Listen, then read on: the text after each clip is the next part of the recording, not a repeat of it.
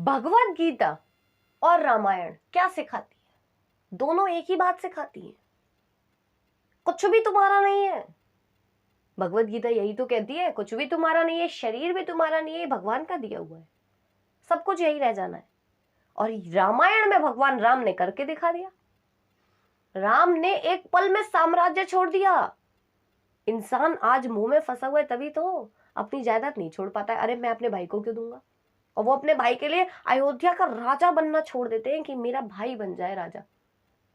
अच्छे कर्म करें, भगवत गीता यही कहती है, अच्छे कर्म करो, अच्छे कर्मों का फल अच्छा होता है।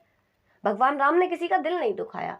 केकई का दिल दुख रहा था ना कि राम राजा बन रहे, इसीलिए राम ने छोड़ दिया उसे। किसी को दुखी करके आप कितना सुखी रह लोगे? यही भगवत गीता सिखाती है, किसी को कष्ट मत पहुंचाओ, अच्छे कर्म करो, घमंड मत करो। राम राजा थे, फिर भी वन चले गए, वन में हर इंसान से मिले। वो तो राजा है, क्यों ऋषि मुनियों से मिले? क्यों शबरी के झूठे बेर भी उन्होंने खा लिए? मैं तो राम हूं, भगवान हूं, कैसे खा लूंगा? नहीं किया उन्होंने ऐसा। रावण ने बुरे कर्म किए, छल कपट से चीजें हड़पी, बेईमानी करी, क्या कर लिया? सब यहीं की यहीं रह गया। यही तो भगवत गीता सिखाती है, अच्छे कर्म करो, भले ही तुम्हें कुछ ना मिले।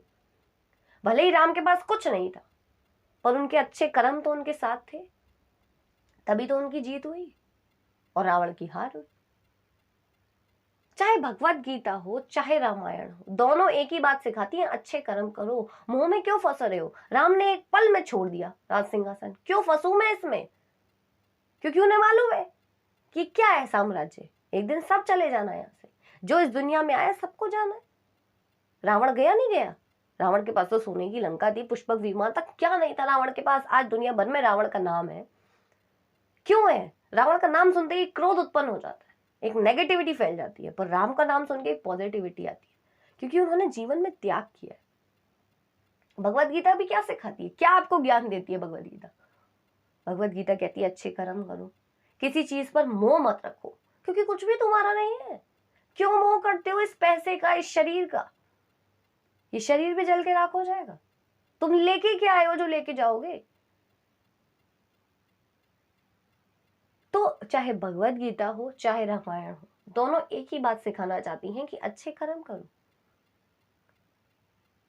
अपने कर्तव्यों को निभाओ, क्योंकि जाएगा वही तुम्हारे साथ, तुम्हारे कर्म ही तुम्हारे साथ जाएंगे।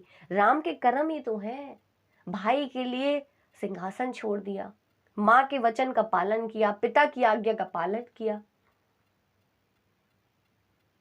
यही भगवत गीता भी सिखाती है कि आप अच्छे कर्म करो, सबके साथ अच्छा व्यवहार करो, किसी का दिल मत दुखाओ, क्योंकि आज तुम जो करोगे उसका परिणाम तुम्हें भुगतना है। बुरे कर्मों का फल बुरा ही होता है। बहुत सिंपल सी बात है, पर लोगों की समझ में नहीं आती।